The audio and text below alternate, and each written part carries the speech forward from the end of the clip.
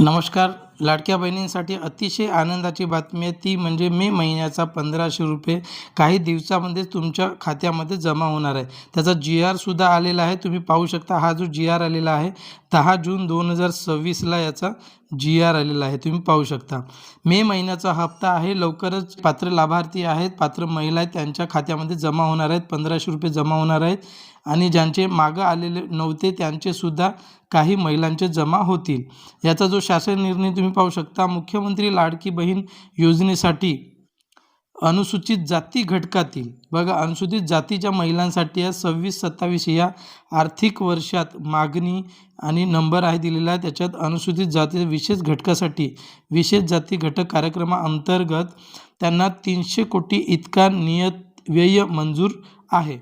त्याच्यासाठी तुम्ही बघाल, वित्त विभागाच्या संदर्भातील 9/4/26ला लेखा शीर्षाखाली मे 2026 या महिन्याचा आर्थिक लाभ अनुसूचित जाती घटकांतर्गत पात्र लाभार्थी महिला अदा करण्यासाठी 344.74 कोटी 344.74 कोटी इतका निधी प्रशासकीय विभागाअंतर्गत आणि महिला बालविकास अंतर्गत निधी वितरित करण्यास सांगितला आहे.